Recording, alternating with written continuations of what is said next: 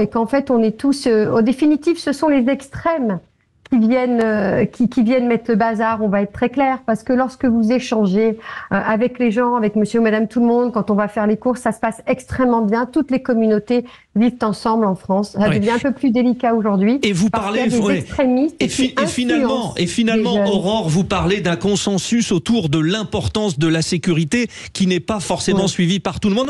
On a bien compris. Pierre Quéré, par rapport à ce que dit notre auditeur Hervé, je voudrais juste revenir sur la communication de Gérald Darmanin. Il a beaucoup communiqué sur on a interpellé. Il y avait une tentative d'attentat, par exemple, à Saint-Étienne pour le foot, pour les JO. Il en fait aussi un peu une surcommunication.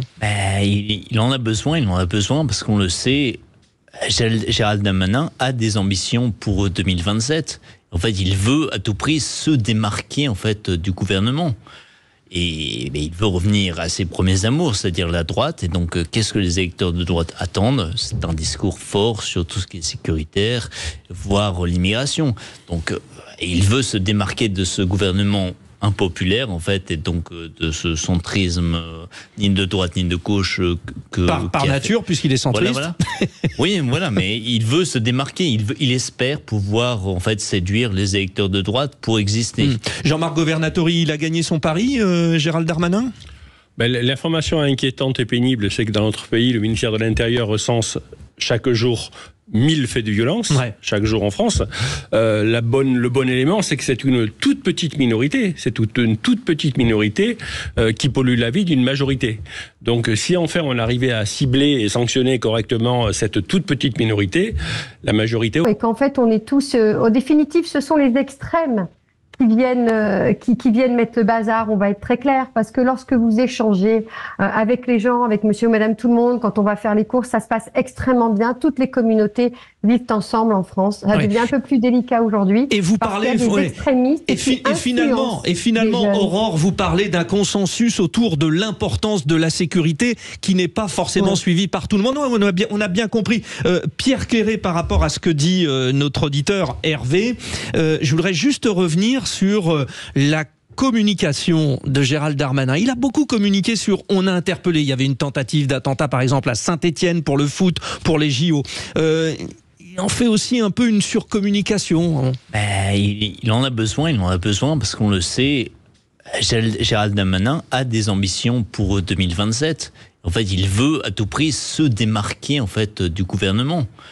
Et il veut revenir à ses premiers amours, c'est-à-dire la droite. Et donc, qu'est-ce que les électeurs de droite attendent? C'est un discours fort sur tout ce qui est sécuritaire, voire l'immigration. Donc, il veut se démarquer de ce gouvernement impopulaire, en fait, et donc de ce centrisme ni de droite ni de gauche par nature, puisqu'il est centriste. Voilà. Oui, voilà, mais il veut se démarquer. Il espère pouvoir en fait séduire les électeurs de droite pour exister. Jean-Marc Governatori, il a gagné son pari, Gérald Darmanin.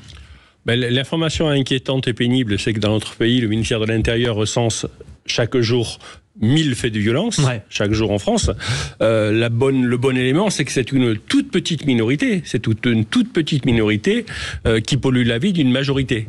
Donc, si enfin on arrivait à cibler et sanctionner correctement cette toute petite minorité, la majorité... Non, c'est vrai, ce n'est pas ce qu'il y a de plus sécuritaire, de plus...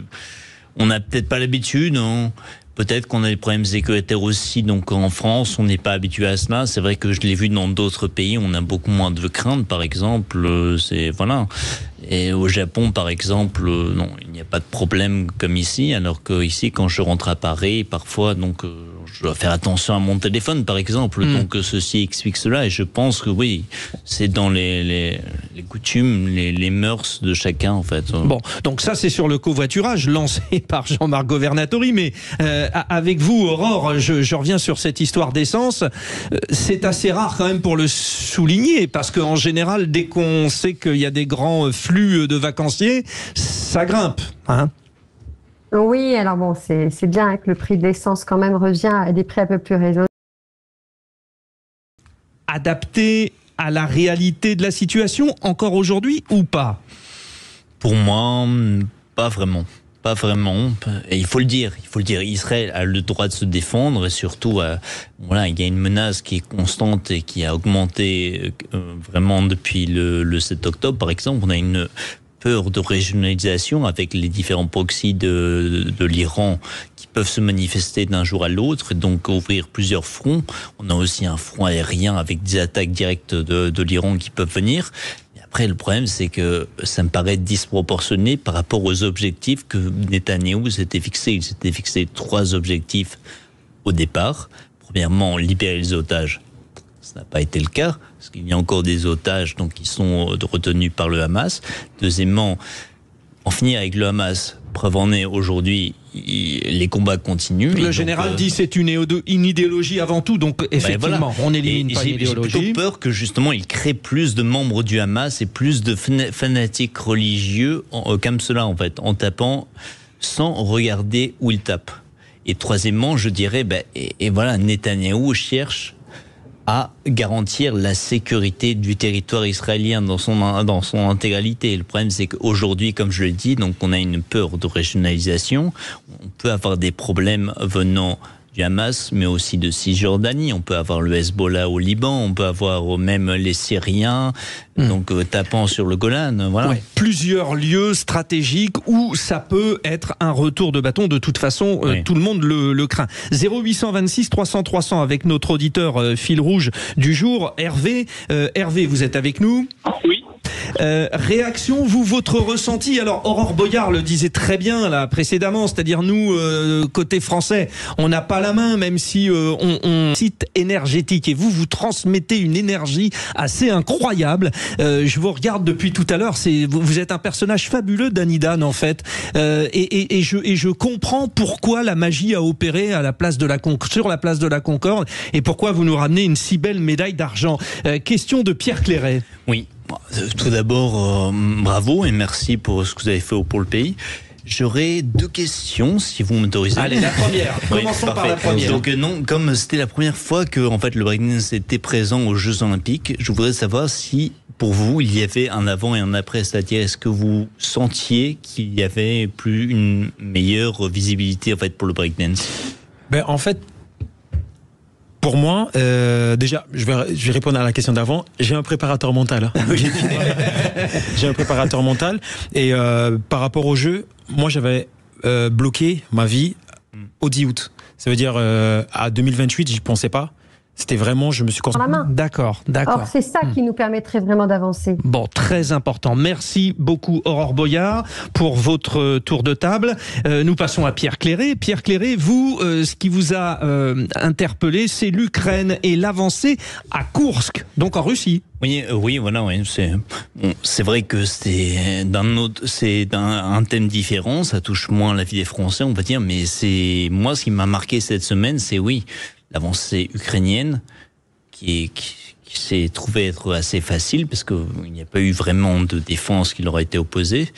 Et voilà, c'est un renversement complet des rapports de force de ce qu'on connaissait depuis plusieurs mois dans la guerre en Ukraine. C'est-à-dire qu'aujourd'hui, on a un Vladimir Poutine qui a été surpris par cette manœuvre audacieuse, en fait, que personne n'imaginait non plus. C'est vraiment, on ne pensait pas que l'Ukraine en serait capable.